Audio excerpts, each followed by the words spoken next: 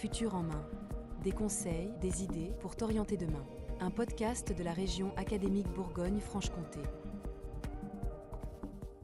Bonjour à toutes et à tous, bienvenue dans ce nouvel épisode de notre série de podcasts Futur en main, permettant de découvrir différentes formations de l'enseignement supérieur. Nous allons aujourd'hui nous intéresser à une licence à accès santé, en compagnie d'Alexandre, qui est étudiant en deuxième année de licence LEA, langue étrangère appliquée. Bonjour Alexandre, et merci beaucoup d'avoir accepté de participer. Pouvez-vous s'il vous plaît nous expliquer ce qu'est une licence à accès santé et comment elle s'intègre avec vos autres enseignements de la licence LEA, s'il vous plaît. Bonjour, la licence d'accès santé, c'est actuellement un des deux chemins qui permettent d'accéder à des études de santé. C'est le chemin qui fonctionne en parallèle de la PASS. Donc vous avez des cours de licence, une licence lambda, et en parallèle vous devez aussi valider une option santé, c'est-à-dire des cours comme des cours de médecine, mais qui compteront pour un peu moins de votre note lors de votre classement en fin d'année. Qu'est-ce qui vous a permis de cheminer? Comment vous en êtes arrivé à cette formation? En 2021, j'ai intégré une PASS, donc l'héritier de la PASSES. C'est une année 100% médecine, 100% santé.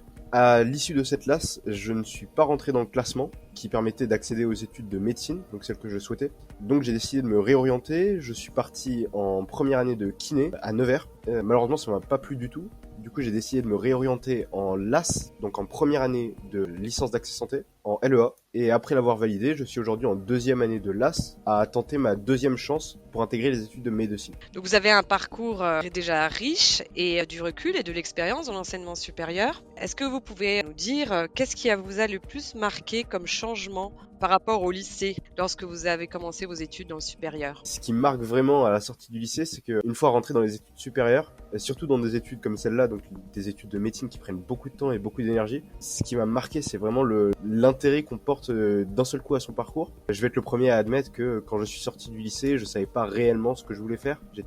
J'avais pas une passion forte pour quelque étude. Mais là, je suis très motivé et c'est cette motivation, en fait. Vous allez découvrir votre voie une fois que vous rentrerez à la fac. Au niveau, je dirais, de la transition, les changements au niveau de l'autonomie, du rythme, comment vous pourriez présenter aux lycéens les changements d'organisation peut-être dans l'emploi du temps, quel est votre retour sur que ça soit au niveau de la PASS ou bien de licence de langue, puisque vous avez fait aussi une licence de langue? Alors, de manière assez simple, une fois que vous rentrez en fac, donc que ce soit en médecine ou en licence, vous êtes vraiment, je dirais pas livré à vous-même, mais vous avez la responsabilité de votre emploi du temps. C'est-à-dire que vous avez le choix d'accéder, d'aller ou pas en cours, vous avez le choix de gérer votre emploi du temps. Cependant, il faut toujours se rappeler qu'à la fin de l'année, vous avez des examens, donc ça aussi, ça change par rapport au lycée.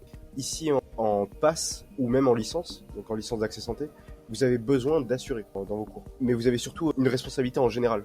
C'est-à-dire que vous faites ce que vous voulez en fait de vos journées. Il n'y a personne qui vous tiendra par la main, mais vous avez du coup ces examens à la fin de l'année, il faut toujours les garder en tête.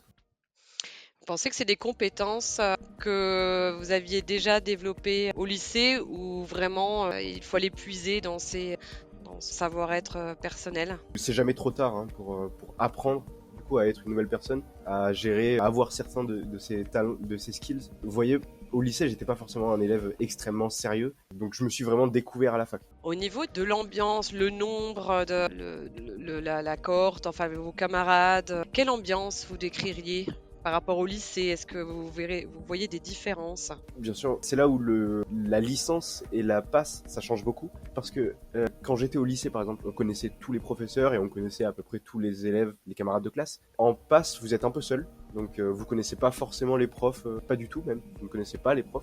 Et vos camarades de classe non plus, en fait, vous êtes dans des grandes promotions. Donc par exemple en médecine, je crois qu'on était un peu moins de 800. Et même si vous intégrez une structure ou si vous allez réviser avec des amis, au final vous connaissez pas beaucoup de monde, c'est tous ces élèves.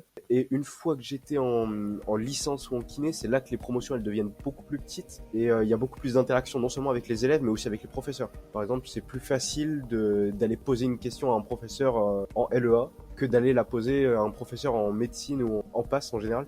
que vous ne voyez quasiment jamais en présentiel. Vous avez dû gérer aussi votre quotidien d'étudiant, voilà, tout ce qui est logement, nourriture, etc. Comment ce changement-là, comment vous l'avez abordé également? Je suis de Nevers de base, donc je me suis vraiment éloigné de mes parents en venant à Dijon. Heureusement, j'ai des parents qui étaient un peu supportifs, donc ils m'ont beaucoup aidé dans tout ce qui est formalité. Mais oui, vous vous retrouvez en général beaucoup plus seul. Et est-ce que vous avez réussi quand même à trouver un équilibre entre votre vie d'étudiant, votre vie personnelle, ou ça a été, ou même il y a un changement peut-être entre la première année passe et puis maintenant vous êtes en deuxième année de licence de langue. Est-ce que au niveau équilibre, je dirais bien-être, équilibre, comment ça a évolué au fur et à mesure des années? Alors bien sûr, oui, c'est vrai que ça a beaucoup évolué entre la licence et la passe. Notamment en passe, on est un peu, comment dire, vous passez tellement de temps à travailler en fait que vous préoccupez pas beaucoup de votre qualité de vie, tout ça, tout ce qui est un peu extérieur. Cependant,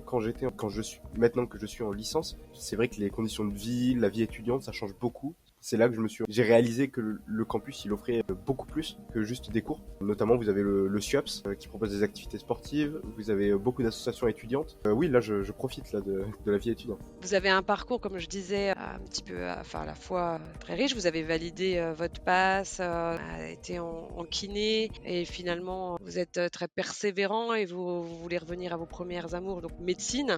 Est-ce que vous avez trouvé des appuis au niveau de la construction de votre projet d'orientation? Qu'est-ce qui vous a soutenu dans ce parcours? Déjà, il y avait tout l'investissement de temps et d'énergie que j'ai fait en médecine, en première année d'études de santé. Je voulais pas gaspiller tout le temps et l'énergie que j'avais dépensé déjà à assurer mes résultats. Et ensuite, secondairement, il y avait aussi mon année de kiné. Donc je pensais que j'allais réintégrer médecine à l'issue de cette année. Et c'est vrai que les conditions ont été très très difficiles. Donc ça m'a motivé encore plus à me débrouiller pour retourner en études de médecine. La licence Accès Santé, la deuxième chance, est-ce qu'on peut la passer sur 2 spécialités? Alors oui, absolument. La licence d'accès santé, elle vous offre les mêmes options que la première année de médecine, la première année d'accès santé. Donc, et je peux même changer les options que j'avais il y a 2 ans. C'est-à-dire qu'au lieu de prendre médecine kiné, voilà. Vous pourriez faire maïeutique et pharma. Ouais, d'accord, ok, d'accord. Et là, vous avez fait votre choix? Alors, je n'ai pas encore fait mon choix, mais le choix se fera le 3 mars prochain. D'accord. Et pour parler de la licence langue étrangère appliquée, qu'est-ce que c'est une semaine type en fait, en termes de cours magistraux, de TD, de nombre d'heures de cours? Qu'est-ce que ça donne? On a environ une vingtaine d'heures de cours. Sur cette vingtaine d'heures de cours, vous avez, je dirais, environ une moitié d'heures de CM, donc de cours magistral, et une moitié de cours de TD, donc travaux dirigés. Vous avez 9 heures d'anglais et 9 heures d'allemand, et le reste, c'est du droit et de l'économie, ainsi que de la civilisation anglaise et dans mon cas, c'est allemande. Vous n'avez pas énormément de devoirs à faire chez vous. Mais à cela, par contre, il faudra ajouter, si vous faites une LAS, la mineure santé, du coup, que vous devrez travailler en autonomie chez vous. Merci beaucoup, Alexandre. Une petite conclusion par rapport à des jeunes de terminale. Vous auriez un conseil à donner pour préparer son entrée dans l'enseignement supérieur? Alors, bien sûr qu'on se révèle, mais je pense que c'est quand même important de prendre un petit peu d'avance, de profiter de ses vacances aussi, et de surtout pas prendre à la légère la première année d'études de santé. Merci beaucoup, Alexandre. Je vous remercie, madame.